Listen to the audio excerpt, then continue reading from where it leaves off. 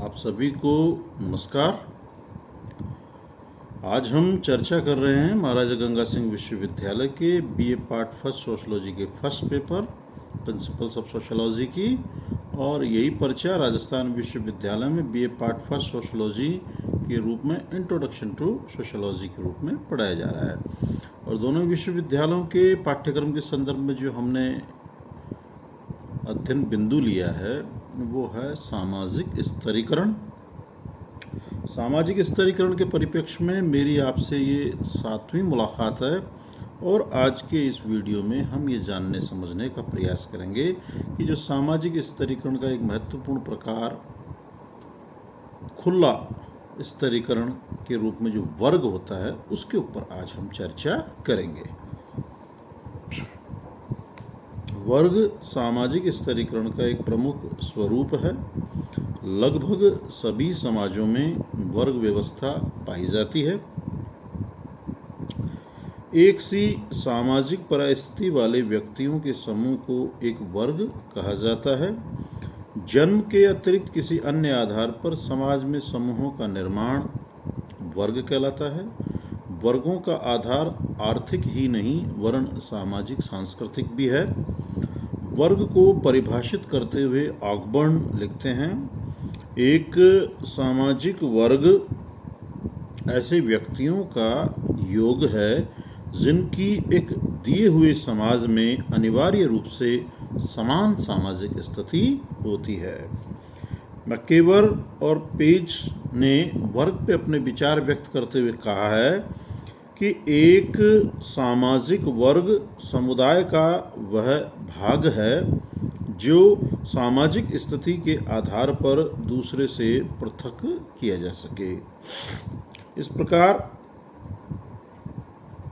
समान सामाजिक परिस्थिति को धारण करने वाले व्यक्ति एक वर्ग का निर्माण करते हैं। अब हम बात करेंगे वर्ग की विशेषताओं की।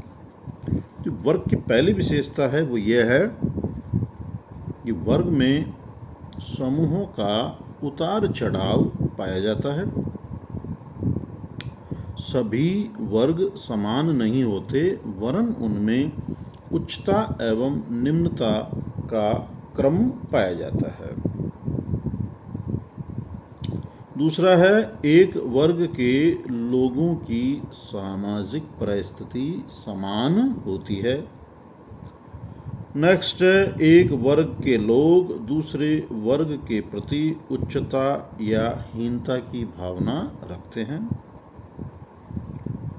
नेक्स्ट है, प्रत्येक वर्ग में वर्ग चेतना पाई जाती है और यह वर्ग चेतना उनके व्यवहारों एवं वर्गों के पारस्परिक संबंधों को भी तय करती है। एक वर्ग के लोग अपने अधिकारों के प्रति सजग होते हैं।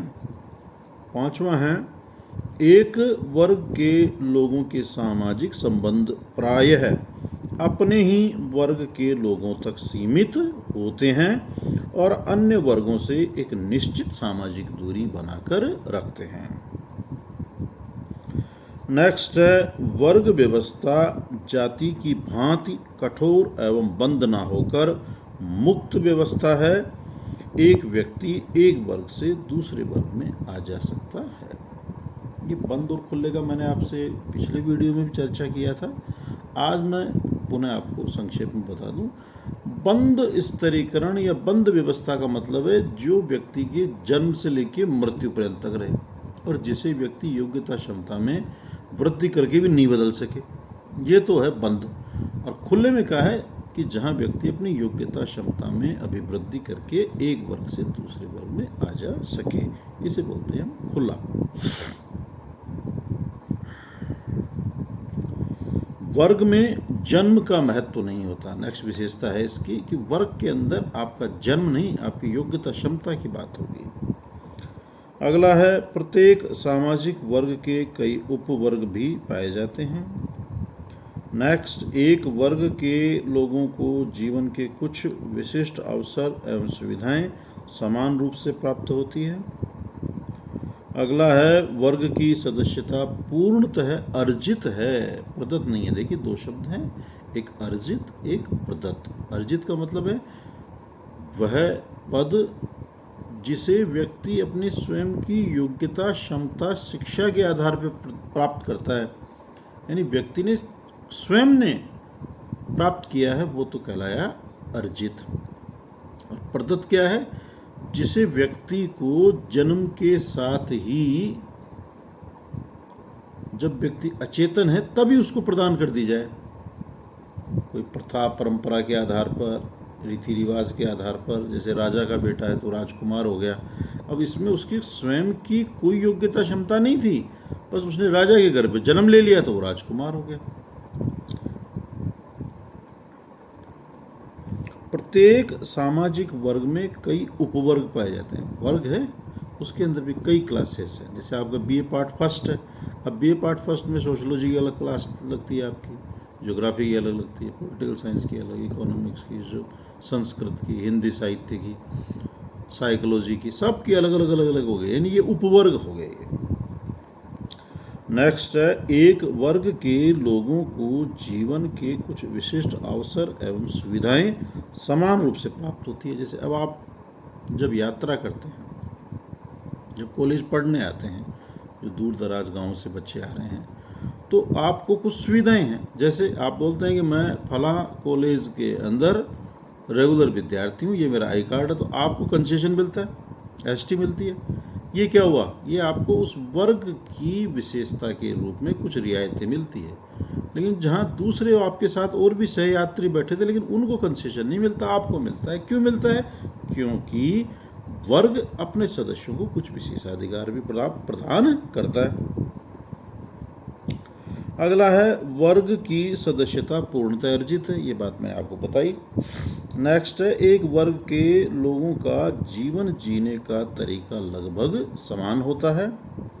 अगला है, वर्ग कम स्थिर है, उसमें परिवर्तन होता रहता है तथा व्यक्ति के लिए वर्ग सदस्यता बदलना भी संभव है।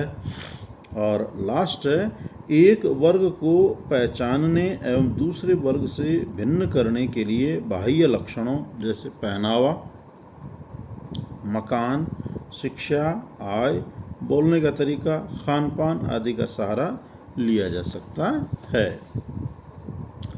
वर्ग का निर्धारण एवं विभाजन अनेक आधारों पर किया जा सकता है। ब्रिस्टेड ने वर्ग के 7 आधारों का उल्लेख किया है। जैसे पहला बताया उन्होंने, संपत्ति और धन या आय के आधार पर। दूसरा, परिवार एवं नातेदारी के आधार पर। तीसरा, निवास स्थान के आधार पर। चौथा, निवास की स्थिति के आधार पर। पांचवा, व्यवसाय की प्रकृति। छठवां, शिक्षा। और सातवां, धर्म। विश्व के सभी समाजों में वर्ग विभाजन में इनमें से किसी न किसी आधार को अपनाया जाता है। मैक्स वेबर तथा कार्ल मार्क्स तो वर्ग निर्धारण में आर्थिक आधार को ही महत्वपूर्ण मानते हैं। आगे हम इसी की चर्चा करेंगे, कार्ल मार्क्स के सिद्धांत की, जहां वो सामाजिक स्तरीकरण का एक सिद्धांत देते हैं, उसकी अभी आगे चर्चा करेंगे हम। इस आधार पर वे समाज के 2 ही वर्ग मानते हैं, पूंजीपति एवं श्रमिक। आधुनिक औद्योगिक समाजों में वर्ग ही सामाजिक स्तरीकरण का एक महत्वपूर्ण आधार है। ये हमारी बात हुई आज सामाजिक स्तरीकरण के जो 4 आधार बताए थे हमने, जागीर, दास,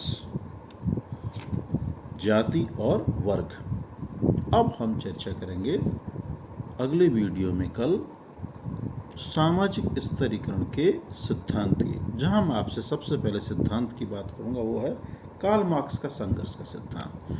जहाँ कार्ल मार्क्स ने, अभी मैंने आपसे चर्चा की कि 2 ही वर्गों की बात करता है, एक शासक वर्ग, एक शोषित वर्ग। जहाँ शासक वर्ग क्या कर रहा है, इस शोषित वर्ग का शोषण कर रहा है। अब शोषण कर रहा है तो शोषण को सहन करने की एक सीमा है। उसके बाद में शोषित वर्ग जागता है और क्रांति लाता है। इसके परिणाम स्वरूप या तो सामाजिक व्यवस्था में उथल पुथल होती है, सामाजिक व्यवस्था बदलती है, या नए समाज का निर्माण होता है। इसकी कल हम विस्तार पूर्वक चर्चा करेंगे। प्रत्येक वीडियो के अंत में आपसे बार बार यही कहता हूँ कि आप ज़्यादा से ज़्यादा जो कॉलेज के लिंक पे वीडियोज़ आ रहे हैं उनको देखें, समझें। अपनी समस्या, जिज्ञासा, कहीं आपके कोई बात समझ में नहीं आ रही है, कोई आपकी असहमति है, तो वो ज़रूर बताएं, आप चर्चा करें उसकी। और एक अन्य महत्वपूर्ण बात, आप स्वस्थ रहें, प्रसन्नचित रहें। कोरोना का समय है और सरकार की गाइडलाइन की अनुपालना करें। आप स्वस्थ होंगे, प्रसन्नचित होंगे, अध्ययन अध्यापन कर रहे होंगे। इन्हीं शुभकामनाओं के साथ आप सभी का धन्यवाद।